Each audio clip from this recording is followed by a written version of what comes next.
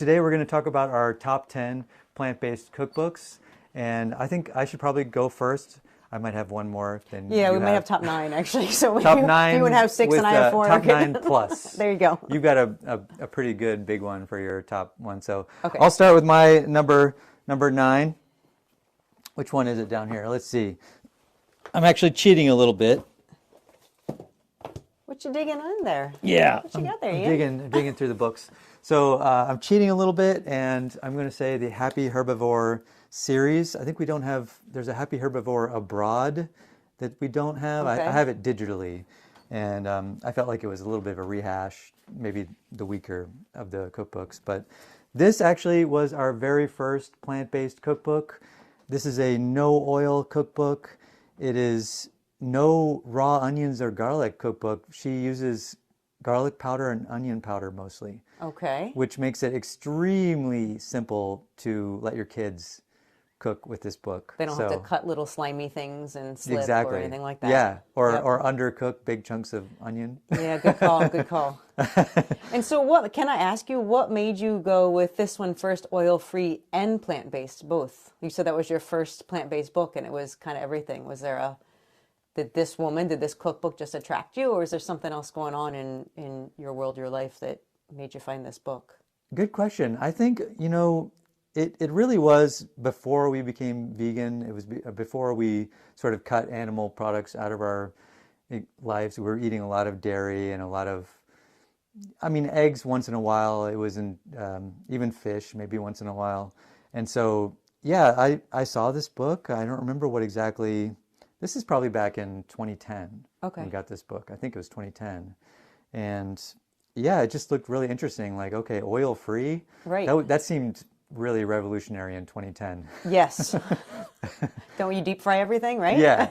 You start with onions and oil, right? Right. And maybe probably garlic too. Onions, oil, and garlic in every meal. So how are you going to cook oil free? Well, Lindsay Nixon showed us. And I think she's really made a great series of cookbooks. I think probably our favorite or most used might be the first one, or the Everyday, which I think was the second one.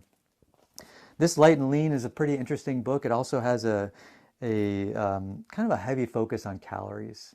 Okay. But so if you're into calories, if you want to know how many calories are in your meal roughly, then this might be your book. It also has a pretty incredible description of calorie density, which really anybody who's trying to gain or lose weight should know what calorie density is. Okay, you want to know something funny I just put together?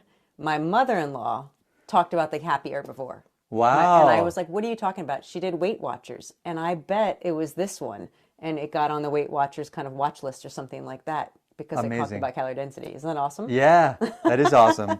Calorie density is really important and everybody should know it. So that is my sort of number 10, let's say. Okay. Counting down. What's your number 9? my number 9. So we're going to go to sweets, because if you're eating plant-based, of course, you're having all sugar-based things. No. Right, yeah, But totally. you do. It is one of the things. So I played with veganism as a college student, actually high school, college, came in and out of it. My daughter was born, had severe dairy and egg allergies, so that made us go whole into it again for her health and safety, right? Right. And so kids, birthday parties, all kinds of stuff like that, right? You gotta still make other people who come not feel like you're the weird family on the block. So we found good this. So this vegan cookies Invade Your Cookie Jar. I think you have another one of this series on your list as well, I right? do. So, yeah, she's great. Fantastic set of really small cookbooks for baked goods. What I love about this is vegan cookies. If you buy a vegan margarine, you can make a shortbread or a sugar cookie really, really easy. But this takes you through all styles of cookies and lets you make things that, I used to get like chefs magazines and things like that, where they'd say everything that made it better if you had butter and more Right. eggs to it, right? Sure. So like a chocolate crinkle cookie is one of my recipes in here. Totally Right. vegan, uses flaxseed even, and it's amazing. Yeah, you said that book actually has a good caramel in it. Yes, it has a Which is- pecan caramel bar, which is phenomenal. And it uses brown rice syrup, but it also uses a lot of dark brown sugar, so you're not using too much of any one thing. So it's a nice And not a crap complexity ton of of flavor. margarine, right? So No, exactly. Yeah. So, and every book, we can talk about this more, but I feel free to adjust. So you're going to see all of my books, they have writing in them where I scratch out. If it says a tablespoon of oil, I usually make it a half. I often have fat and I take down sugars by a third. That's my kind of general rule with baked goods even. Right. So anyway, Yeah, this you're not book. zero oil or, even like in a main dish sort of sense. No. Obviously for dessert, But that's pretty tricky. yeah, exactly. I hate greasy things though, Right, right? yeah. So it's like I don't like the feeling of it. So I will use what is necessary for the recipe, but I don't need that in my mouth sitting around. Right. You know? Yeah, totally. So that's Understand. mine. So that's my Awesome. first book. All right. So my next book is also a little bit of a cheat because, What do you mean cheat? well, a little bit of a cheat in the sense that the first one was a series, not just a single book. Okay. Okay. And the second one is actually a book I have never personally cooked out of, but I've eaten a lot of the recipes. All right. So I know they're delicious because my wife loves this book and I love it too when she makes recipes from this book. So yeah, Cool Beans by Joe Yonan. It's fantastic. It's every single recipe focuses on beans. Okay. So if you love beans, this might be your cookbook. It is definitely not, it's not skimping on oil. It's not a low-fat cookbook at all. But those are choices you can also make, like we just talked about. Absolutely. Right? Yeah, you can That's what's always great. cut those things down. Yeah. Everything works. We usually do cut the oil down, or my wife does cut the oil down. She Yeah. says she does. Maybe that's why I like it so much. Yeah, maybe. That's why it's so delicious. But yeah, some favorite recipes. I have them written down here. Some favorite recipes are the red lentil full. I like the smoked tofu salad. And also there's an amazing orange scented beans recipe, Okay. which is almost like a holiday festive kind of flavor. It's very good. Nice. And it Yeah. uses all kinds of beans from around the world? Does it All use... kinds of beans. Okay. Yeah, everything you can think of is in here. Some pretty odd sort of Middle Eastern style or things that you wouldn't normally sort of associate with being in a vegan cookbook, I guess you would say. But and I think it is, yeah, it's plant-based. So there we go. Amazing. Plant-based. Cool beans. What do you got? I get to go next. Oh, so my next one. This is such a lovely cookbook. This is Vegetable Kingdom by Bryant Terry. He's got a couple other cookbooks too. This is my favorite of his. So I could bring the series, but this is my favorite book of his.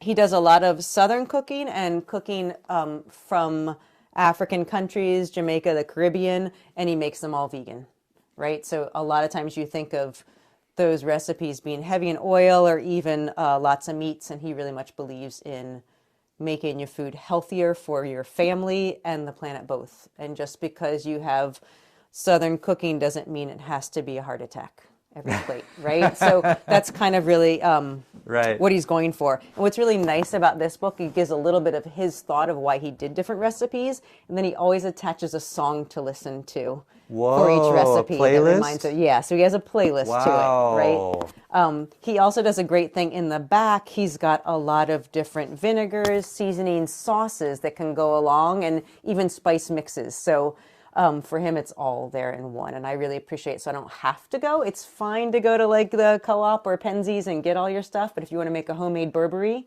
he'll Right. tell you how to do that. Oh, that's so cool. Yeah, it's really cool. So some of my favorite recipes, after we just talked about not using a lot of oil, this is where you can. He has an oyster mushroom po' boy. So Love a good po' boy. right, Yeah. exactly. And honestly, if you take the right temperature oil, things fry fast. So that's the trick when you fry things to use less oil, is that you fry it fast. Most of his stuff, actually, I think all of his stuff also does not use as much wheat. He tries to really have a variety of grains and vegetables. So he'll use like arrowroot, millet, wild rice flour. So the dough or So you might be shopping a little bit for that the that dip, book. if you, yeah, except that I try to do that too. Like when I make pancakes and breads, I try to always make sure I'm using a variety of grains, just like a variety of vegetables. So to me, this kind of goes along with some of my philosophy of how I like to cook and bake, that you're not addicted to like one kind of food or one strain of any, kind of Yeah. food. Do you find that mainly in the co-op, like in the bulk section is where you can get your stuff? Or do you have other ways of Yeah. procuring sort of interesting, because we don't use much more than regular wheat flour. Maybe spelt or something would be sort of Right. as The exotic co-op, as we get. our co-op has a great bulk section, and honestly, the bulk section you can get a lot of different grains from there, and then also Bob's Red Mill, they'll have a wide variety, in the Right. section. Even like our local, for us, Metro Market or a grocery store or Kroger will have a lot of those other grains as well.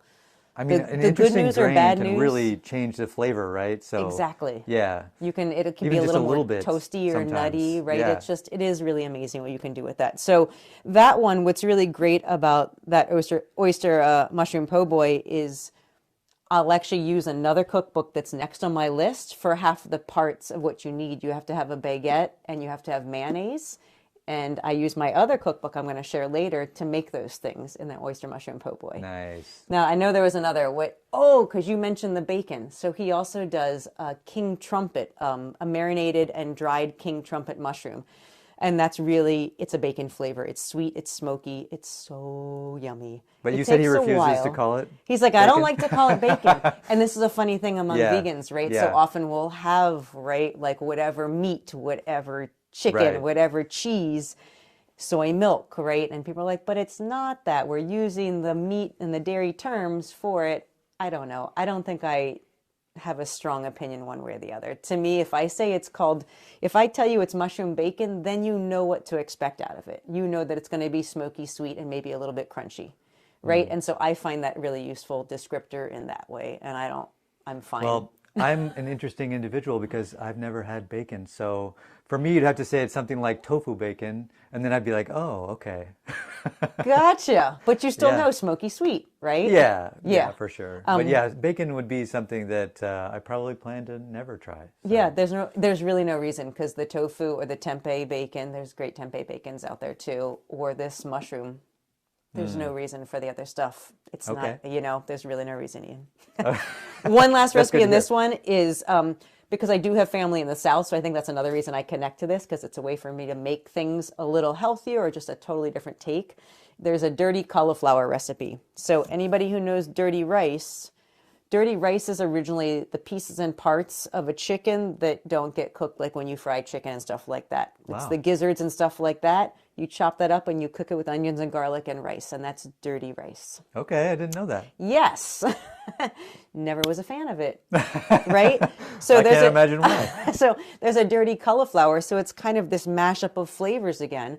You rice cauliflower, you chop up tempeh really fine, and then you add a wide variety of like celery, onions, and other seasonings, and you just cook it up in like a cast iron pan so it gets really toasty. And it's just this awesome set of like umami flavors. Oh, it sounds so amazing. yummy. Yeah. Yeah. So Vegetable Kingdom. Wow, I have to check that book out. That Yeah. really sounds great. All right, we talked about this. This is a sequel. I think it's a sequel to. Or This is the first first one. Yeah, that's the first one. Okay, Isa Chandra Moskowitz, I'm not sure I'm saying that correctly, and Terry Hope Romero did Vegan Cupcakes Take Over the World.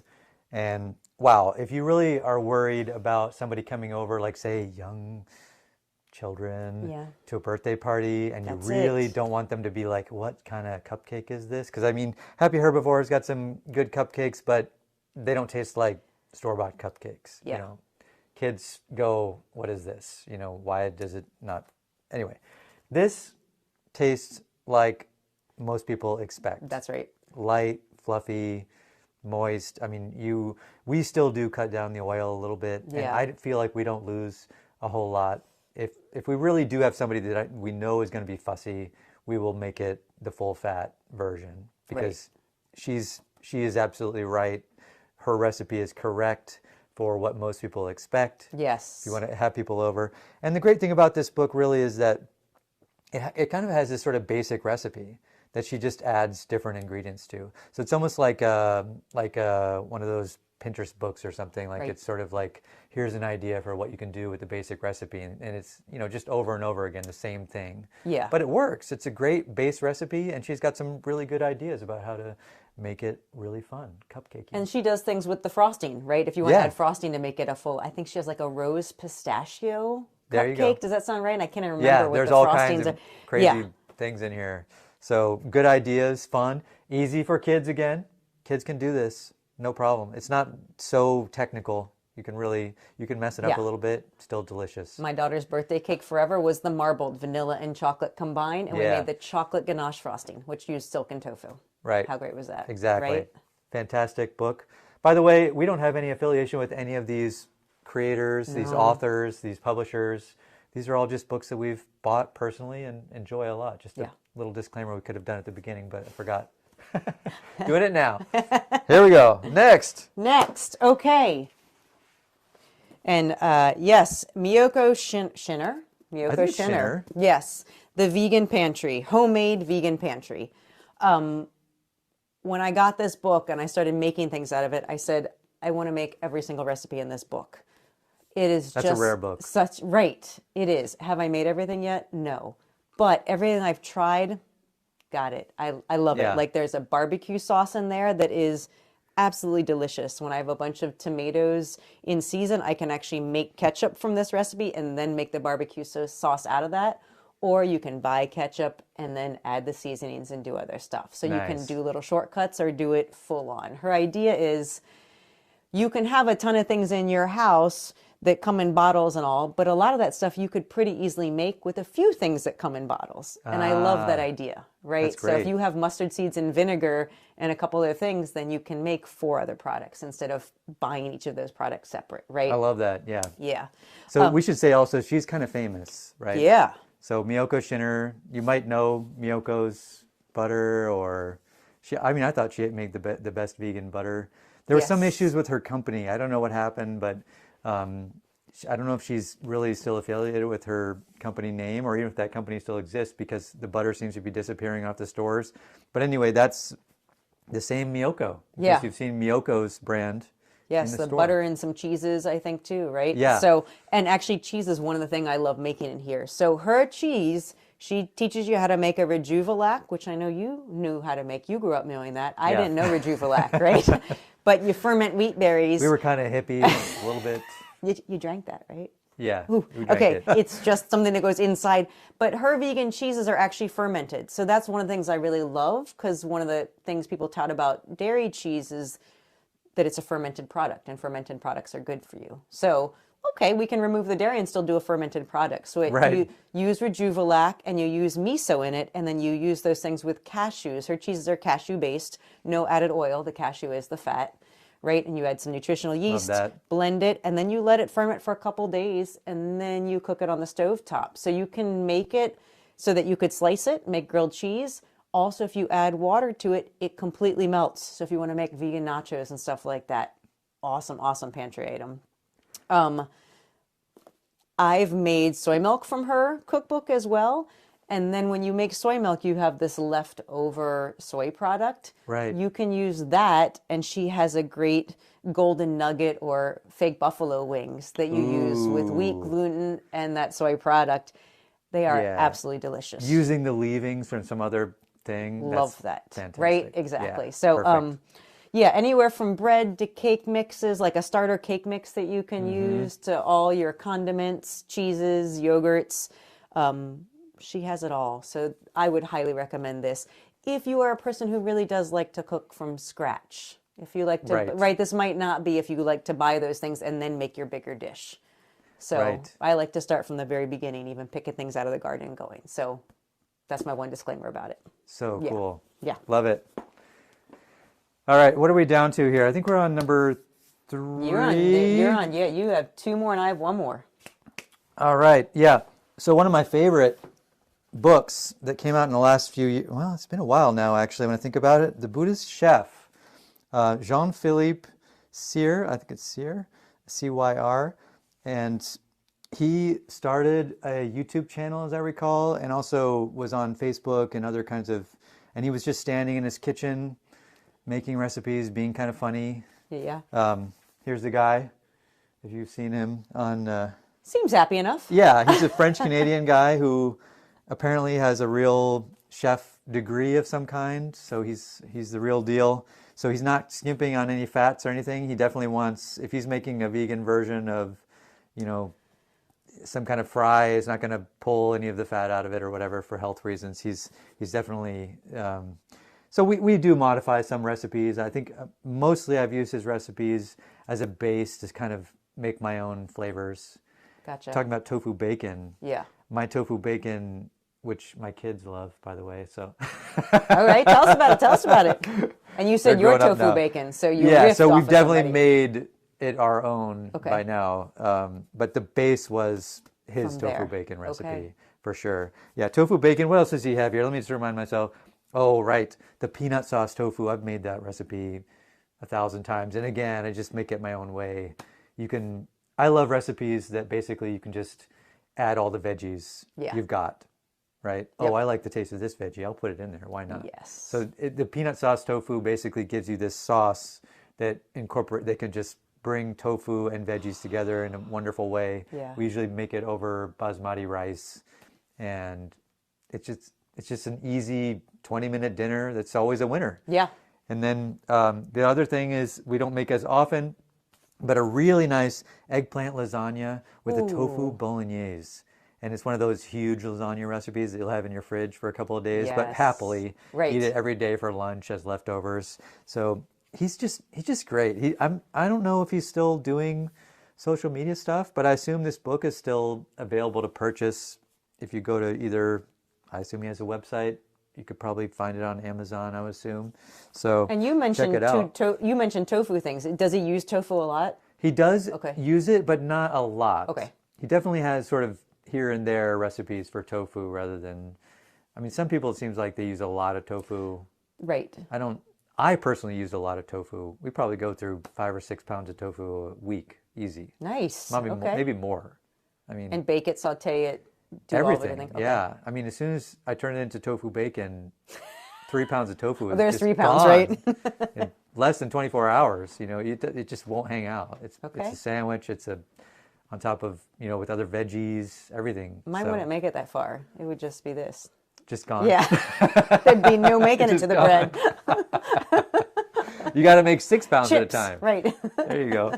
So yeah, that's my number 3, I think, right? That's number 3 Your of, number of 4. or You only 4. got Maybe one it's more number after- 4. That's your number 4. Okay, so This is my last one. All right, yeah, and then I'll have one more after that. Okay, and I kept this like this, I told Ian, just because, I think it's totally lovely. yeah, this is what, so this lost the paper That's cover, real. but it's 1,000. I said 1,001, it's 1,000. 1,001. 1,000 vegetarian recipes. They're missing one. They're missing one, right? So it's vegetarian. I use this book a lot, and you can know that because when I find other recipes in like magazines, newspapers, some of my students bring them to me. I put it in a cookbook I use to remind me to make it, and then I'll always make notes if I've made it to say that's yummy. I love that you just cut those things out. Like I Yeah. usually will take a picture and then maybe Yeah. print it out later. No, I don't like to rip up periodicals. Yeah, no, But, I do it. You 'Cause got the old school thing If going I on take a there. picture, then I forget, and then I have to did I take a picture? Where is it? And Uh-huh. I just don't organize my camera. So, like, this is much more organized, really. No, Right. I also have a binder. I don't put it in a book. Okay. I just three-ring binder. I just, All right. So you Hole know, punch it. and there are some 'Cause that I I've. that's one of the reasons why I take a picture, because I want it to be 8.5 by 11, so I can fit in my binder. Oh, if I that's had that fascinating. thing where I had to open it up, then now it doesn't fit. Like this. Yeah, like that. But look at this vegan white pizza with artichoke, tofu, ricotta, and roasted garlic. That's incredible. Come on now. A right? newspaper put On that a newspaper. out? That's what What? I'm saying. It's worth looking at the food section of newspapers. Yeah. And Lake Park Bistro heirloom tomato gazpacho, a little local. Wow. Right? A little That's local. amazing.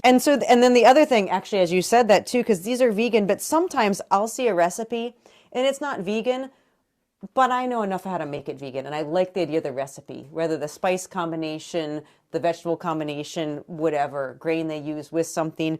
And I save it not to cook the meat, but to make everything about it. Right? So if I see a recipe that's a meat-based recipe, that doesn't stop me from cutting it out. If the overall recipe looks like it has value. Okay. Isn't that Yeah, interesting? no, I like that. That's a good idea. Yeah, sure. because it just depends. Different cooks, like you said, you had that French Canadian chef who was trained, and a lot of highly trained chefs aren't willing to look past the way they've been trained, which is often a Right. meat-based thing. So that's fine. We have all these cookbooks. We've been cooking vegan. We know how to Right. make that shift. Exactly. Right? So if they've done all the effort to figure out ratios and stuff like that, fine. I'm going to pull out that lamb shank and I'm going to put something else in or not put anything else in because I think it'll be good without it What's a altogether. lamb? Oh, sorry. I just don't know anything about meat at So all. like a lamb. Yeah. So whatever. It's like, but I every once in a while I'll see things in my cookbooks that are that, like some meat thing. And I'm like, what? And then I just look, I'm like, oh, that's why.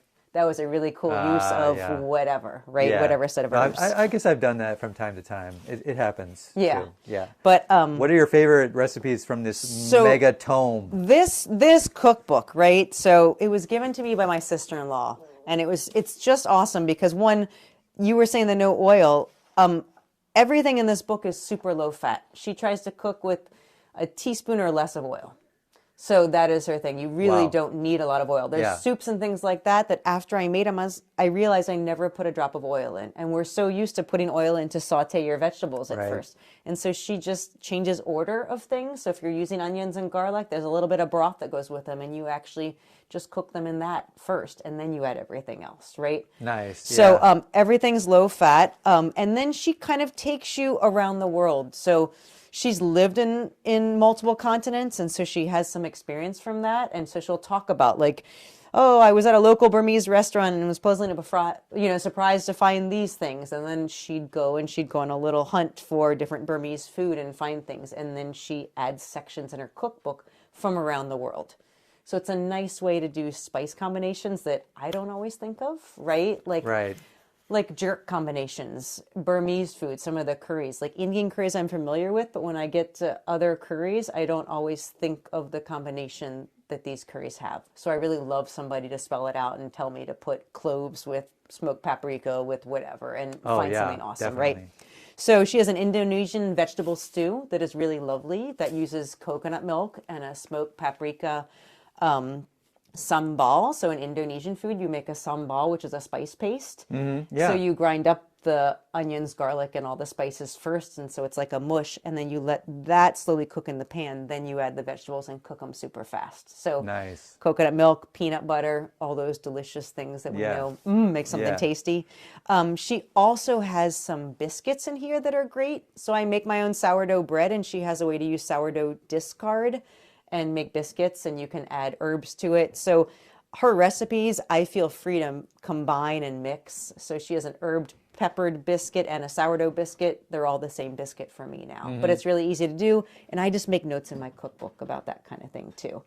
And the last one I'll mention is she has a root vegetable and split pea soup that's really lovely. And she's got soups that are super light, and then she's got soups that are a little denser. So kind of soups that can go along with a meal or soups that are a meal. And I really actually love that, so you don't get surprised and make something and then you're just not satisfied. Right. Right? This one has a density. And what I love, I'm not against potatoes at all, but it's a no potato soup. So the root vegetables are celery root, parsnip, carrots, and then garlic. And that's the base with split peas. And it's Wow. just this lovely set of flavors. So she Okay. kind of goes everywhere. And I've never tried a recipe that I didn't like in this cookbook. That's so awesome. this is like one of those dream cookbooks. So often you see this 1,000 recipes and you're kind of, Right. right? Yeah. Everyone has been great. Yeah, like, oh no. So, One out of 100 is and good. the author, wait a minute, because you were saying the author. Carol Gellis, Gelles, Carol Gellis. And there's a paper cover that's white with vegetables on it. It's just long gone. Yeah. Yeah, that's my last one. Awesome. So great. That sounds amazing. I love what you said about not sort of having the expectation of it being a side or it being a main dish, because so often I go to a restaurant and they have their one vegan item or whatever. Right. And it's basically a side. Like Yes. it just doesn't have much to it. So yeah, And perfect. you're like, just because I'm eating plant-based doesn't mean I don't eat. Right. Right? No, yeah, you should be giving me more, Right. not less. All right, so last one here. All right, so I love another these cheat. guys. I'm cheating again. It's a series, the Engine 2 diet. This has been an absolute revelation. I don't know, I mean, if you had any sort of moment with veganism or whatever, but for us, the moment was watching Forks Over Knives. And one of the big people that was featured in Forks Over Knives is this guy, Rip Esselstyn, and also other members of his family, especially his dad, who's one of the 3 doctors that I know of who have clinically reversed heart disease. And they're just an exceptional family. And so he's put out these 3 cookbooks the Engine 2 cookbook is the latest one as far as I know.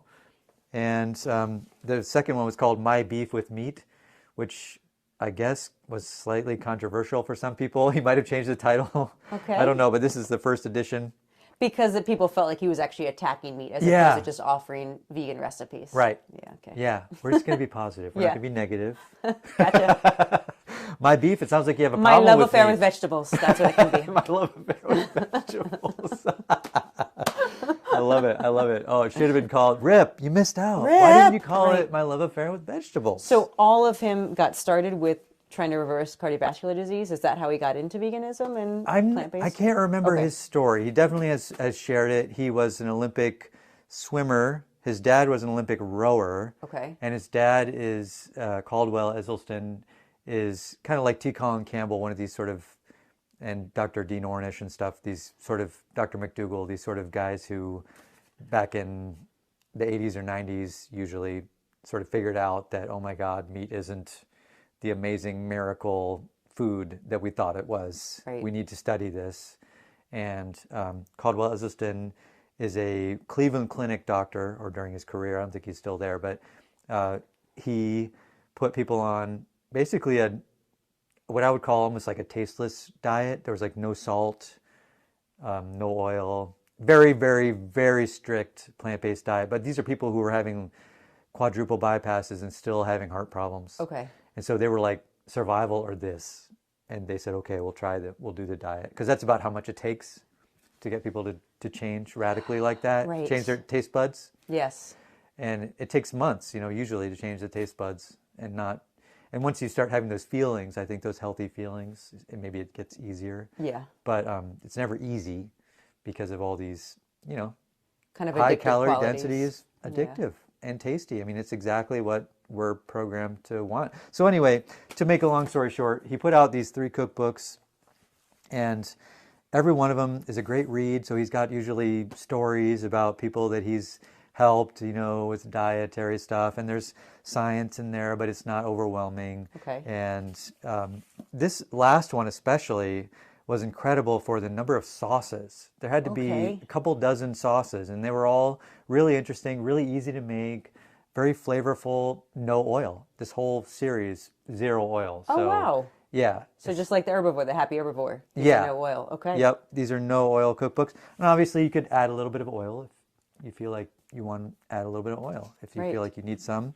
and you don't have super hyper advanced heart disease Right. It's exactly. that you're worried about exacerbating, then do what you want. But the flavors are great, very simple, mostly, 99.9% whole food, plant-based recipes where you're adding in, fresh things like, oh, we've got a sauce, it's mostly jalapeno, we've got lime juice, and just things like you would normally have around the house. That's the other thing I didn't say about the Happy Herbivore and the Engine 2 diet. Great for kids. You have all the things in your house, most likely, if you kind of already are into health conscious eating. Right. You don't have to buy any special stuff. So yeah, I would recommend probably getting the Engine 2 cookbook, actually. Do you have a favorite recipe in that cookbook? I would say for me, there's a teriyaki sauce recipe in here that we've used for grilling. Okay. And it's absolutely delicious. You can make shish kebabs with it. Yes. Yeah, so it's a great outdoor grill. Again, the sauces in this book are fantastic. And what else do we do here? We do, in the first book would probably be the second choice.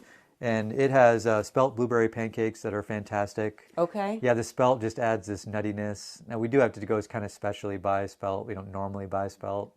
But once again, once you have it, you Yeah. can throw it into anything. That's what you start to realize, Yep. right? If you make muffins, biscuits, throw it in. Yeah, or waffles, or Yeah. just like, or pizza crust. Yes. Really good. Yeah. So yeah, if you're into that, this is great. Plus, there's a amazing simple group of desserts in here that even kids can whip up. There's one that goes in the food processor. It's basically like silken tofu, maple syrup, vanilla, and cocoa powder. And Like a it's quick so pudding. delicious. Yeah. Like, it's just incredibly delicious. So they've really found some fantastic. They have a walnut sauce that Is is that the walnut absolutely garlic? Yeah. You told me The about soy that. sauce. So it's just, all it Yeah. is walnuts, fresh garlic, soy sauce, and water. And it turns into this off-white, creamy incredible sauce for like greens or over anything really. So Yeah. yeah, this is definitely number one. If you are just getting into being plant-based, then look into getting either the Engine 2 Diet Original or the Engine 2 Diet Cookbook, and you will not be sorry. And I think all these cookbooks, we went back and forth, but some are really for people who are already cooking a lot, and you can take it in, like that Vegetable Kingdom I recommended. That's not, if you've never done a lot of cooking or plant-based cooking, that's not the one to start with, right? So your recommendation about here's where to start. You want recipes that seem really accessible to you. You don't want to have to go out and buy 20 ingredients and then be like, what is saute? What does braised mean? Wait, I got to prep this ahead of time, and then you want to find something that's easy to do first, and then once it feels comfortable, then you can start challenging yourself and exploring, right? Exactly. All right, well, thanks so much for watching. This was fantastic. Really had a good time sharing our favorite cookbooks. Yeah, Ian. It was awesome to be here with you, Andrea, and talk about some great food. I think next time we should have the food, and we should be trying each other's food, right? No, right? that would be fantastic. I love that. I think the food sharing thing sounds fantastic. Right? Yeah, definitely. On the spot, real-time reaction. Yeah, totally. All right, thanks so much for watching. We'll see you next time on Plant-Based Parenting Bye, y'all. Podcast.